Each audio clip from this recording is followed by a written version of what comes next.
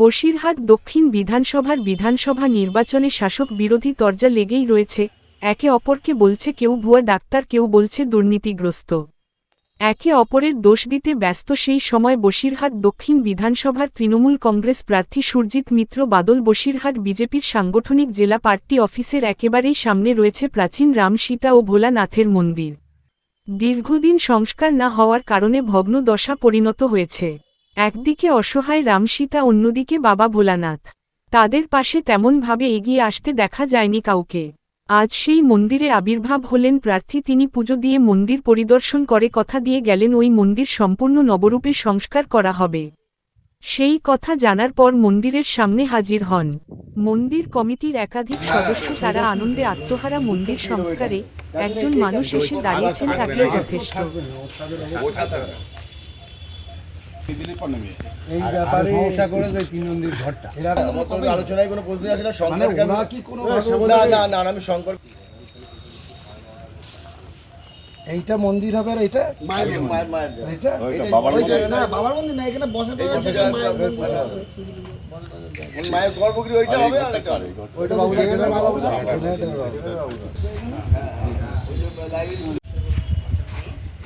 হবে, এটা মায়ের মন্দির হবে, মায়ের বিগ্রহ বসবে এখান থেকে আজকে না কালকে এইটার সঙ্গে এটা অ্যাটাচ হয়ে যাবে।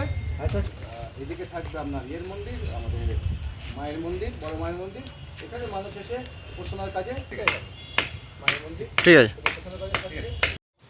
না। বিজেপি পার্টি সবসময় হিন্দুত্ব নিয়ে বলছে, একদম পার্টি অফিসের গায়ে। এখানে সিপিএমেরও পার্টি অফিস, এটা জেলার পার্টি অফিস এদের। তা সেই পার্টি অফিসের একদম উল্টো দিকেই একটা মন্দির রয়েছে। সেই মন্দিরটা সংরক্ষণ করা তাদের উচিত ছিল। তা এতদিন ধরে এরা সংরক্ষণ করেনি। মন্দির কমিটি আমায় খবর দিয়েছিল বিভিন্ন মাধ্যম দিয়ে। আমি আজকে এসছি এখানে মন্দিরটার কি করে সংস্কার করা যায়, তাই ওদের কমিটির সঙ্গে বসে সেটার আলোচনা করে আগামী দিন এই মন্দিরের সংস্কারের কাজ শুরু হবে। এখানে বাবার মন্দির আছে আর মায়ের একটা মন্দির, এই দুটো মন্দিরই এখানে করতে হবে নতুন করে। এবং রাম সীতা লক্ষণেরও এখানে একটা মন্দির আছে, সেই মন্দিরটাও ওর পাশাপাশি দুটো তিনটে ঠাকুরের একটা মন্দিরের ব্যবস্থা করতে হবে। ঘটনা হচ্ছে এই মন্দিরটার একটা ইতিহাস আছে। এই মন্দিরটা আজকে প্রায় 110 বছরের মন্দির। মন্দিরটা অবস্থা দেখে ভগ্ন দশা। আমরা মন্দির কমিটির লোক, পাশে আমাদের বাবার দোকান আছে, দীর্ঘ 50 বছরের দোকান এনারা, এবং এখানকার লোকাল লোকজন যারা মন্দির কমিটির সঙ্গে যুক্ত, আমরা যারা যুক্ত, আমরা দীর্ঘদিন ধরে মন্দিরটা সংস্কার করার চেষ্টা করছি। আমরা বিভিন্ন দাঁড়িয়ে গিয়েছিলাম, বিভিন্ন লোকজন বিভিন্ন কথা বলেছিল, কিন্তু তারা কোনো কথা রাখেনি। আপনি দেখেছেন বসিরহাটে দক্ষিণে তৃণমূল কংগ্রেস প্রার্থী সুরজিৎ মিত্র বাদল ইতিমধ্যে দেখেছেন তিনি বিভিন্ন জায়গায় মন্দির সংস্কার করেছেন। শ্মশানের মায়ের মন্দির থেকে শুরু করে, বাবার মন্দির থেকে শুরু করে, ইচ্ছা মায়ের মন্দির থেকে শুরু করে, নীলাচলের মহকুমা থেকে শুরু করে, হনুমান মন্দির থেকে বিভিন্ন জায়গায় মন্দির সংস্কার করেছেন।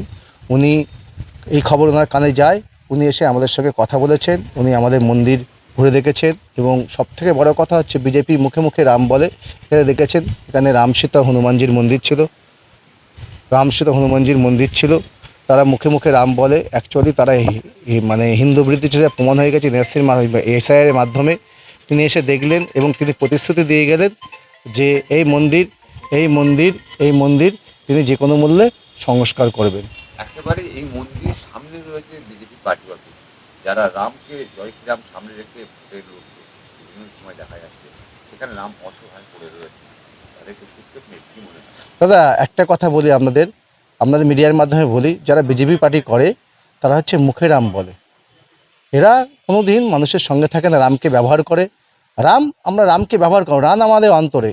আমরা হিন্দু ধর্মী মানুষ, আমাদের অন্তরে রাম থাকবে। রামকে রাজনৈতিক ময়দানে ব্যবহার করব না। এরা রামকে রাজনৈতিক ময়দানে ব্যবহার করে আমাদের নির্বাচনী বৈতরণী পার হওয়ার চেষ্টা করেছে দীর্ঘদিন, কিন্তু বাংলার মানুষ প্রত্যাখ্যান করেছে। বাংলার মানুষ সম্প্রীতির মাটি। বাংলা দেখবেন এখানে হিন্দু, মুসলিম, শিখ, খ্রিস্টান, কসাই সব একসঙ্গে বসবাস করে।